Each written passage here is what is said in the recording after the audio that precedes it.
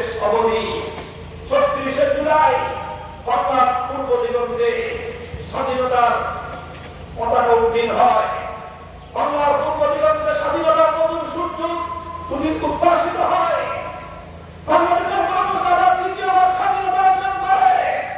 বাংলাদেশের মানুষ second Republic গঠন করবার অভিপ্রায় নিয়ে ঐতিহাসিক ৫ই আগস্ট ৩৬শে বিপ্লব বিজয় উদযাপন করে। গণভবন থেকে প্রধানমন্ত্রীর কার্যালয়, সচিবালয় থেকে সংসদ ভবন পর্যন্ত দেশপ্রেমিক জনতার দখলে চলে আসে। ফ্যাসিবাদী স্বৈরাচারী শেখ হাসিনা বাংলাদেশ থেকে দেশ গুটিয়ে ইতিহাসের সবচেয়ে নির্লজ্জ কাপুরুষতা প্রদর্শন করে দেশ থেকে পালিয়ে যেতে বাধ্য হয়। সংগ্রামী সাথী ও বন্ধুগণ, এই ছিল ইতিহাস। এরপরে ২০২৪ সালের ৫ই আগস্টের পর ৮ই আগস্ট নতুন সরকার ক্ষমতায় বসে অন্তর্বর্তীকালীন সরকার প্রতিষ্ঠিত হয়। ২ বছর এই সরকারের তত্ত্বাবধানে অনেক কাজ করানো হয়। রাজনৈতিক দলগুলোকে ঐক্যমতে এনে আগামী এক নতুন বন্দোবস্তের ভিত্তিতে একটি নতুন বাংলাদেশ গড়ার প্রয়াস শুরু হয়। ঐক্যমত্য কমিশন গঠিত হয়।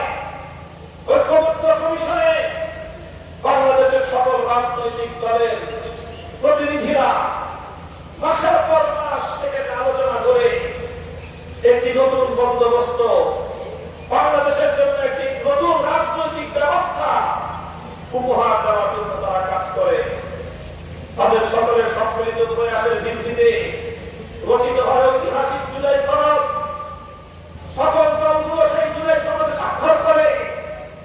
দুর্ভাগ্যজনক ভাবে সেই জুলাই সনদ যখন স্বাক্ষরিত হয়, সেই স্বাক্ষরের আগেই ইতিহাসের এক নির্মম দুঃখজনক অধ্যায় রচিত হয়।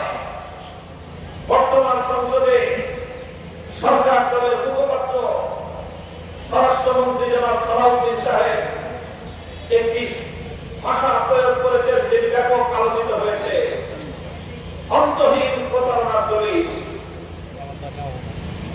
সত্যিকার অর্থে অন্তহীন এক প্রতারণা হয়েছিল। সেই অন্তহীন প্রতারণা হয়েছিল জুলাই সনদ স্বাক্ষরের আগ মুহূর্তে। যখন জুলাই সনদ ঐক্যমত্য কমিশনের পক্ষ থেকে সবগুলো রাজনৈতিক দলের কাছে প্রেরণ করা হয়, সমস্ত সেই জুলাই সনদ পাঠ করে তারা জাতীয় সংসদের দক্ষিণ প্লাজায় একত্রিত হয় স্বাক্ষর করার জন্য। আর সবগুলো দলকে অন্ধকারে রেখে বিএনপি এবং কমিশন এবং অন্তর্বর্তীকালীন সরকারের কিছু বিশ্বাসঘাতক ব্যক্তিবর্গ তারা অন্তহীন এক প্রতারণার খেলায় মেতে ওঠে। সে অন্তহীন প্রতারণা ছিল এই সকলের অজান্তে গোপন চুক্তির মাধ্যমে বিএনপির সাথে অন্তর্বর্তীকালীন সরকারের বিশ্বাসঘাতক অংশ তারা নতুন একটি ধারা সেখানে সংযুক্ত করে দেয় নোট হিসাবে। সেটি হল যার যা ঐক্যমত হোক না কেন, কিন্তু নির্বাচনের পর যারা সরকার গঠন করবে তারা নিজ দলের দ্বিমত অনুযায়ী নোট অফ ডিসেন্টের আলোকে তারা নির্বাচনী ইশতেহার ঘোষণা করে জাতির কাছ থেকে সমর্থন নিয়ে সেই আলোকে জুলাই সনদ বাস্তবায়ন করতে পারবে। এইরকম একটি ধারা সেখানে সংযুক্ত করা হয়। এই ধারার কথা বাংলাদেশ খেলাফত মজলিস জানত না। এই ধারার কথা জাতীয় নাগরিক পার্টি এনসিপি জানত না, জুলাই যোদ্ধারা জানত না। এই ধারার কথা বাংলাদেশ জামাত ইসলামী জানত না। এই ধারার কথা পীর সাহেব চরমনায়ের নেতৃত্বাধীন ইসলামী আন্দোলন বাংলাদেশ জানত না। এই ধারার কথা জমিয়তুল উলামা ইসলাম আমাদের জামাত জানত না। এই ধারার কথা আর কোনো সংগঠন জানত না। শুধুমাত্র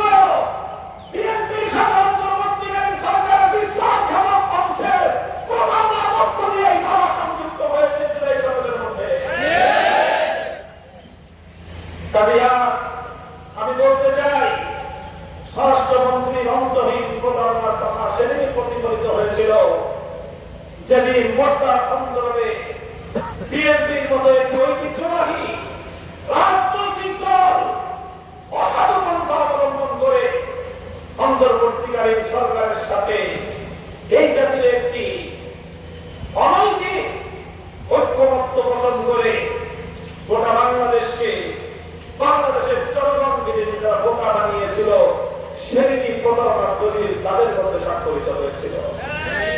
সংগ্রামী সাথী ও বন্ধুগণ, এরপরে আমরা যখন দেখলাম জুলাই সনদ বাস্তবায়ন নিয়ে অনেক তালবাহানা চলছে, তখন আমরা রাজপথে নামলাম।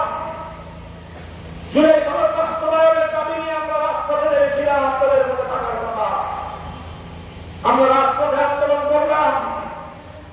এই জামাত ইসলামী বাংলাদেশ, ইসলামী আন্দোলন বাংলাদেশ, বাংলাদেশ খেলাফত মজলিস, নিজামে ইসলাম পার্টি, এই সবগুলো দল পরবর্তীতে এখানে এবি পার্টি, এনসিপি, গণ অধিকার পরিষদ সহ বাংলাদেশের ম্যাক্সিমাম রাজনৈতিক দলগুলো ঐক্যবদ্ধ হয়ে রাজপথে যার যার জায়গা থেকে তারা দাবি তুলল জুলাই সনদ বাস্তবায়ন করতে হবে।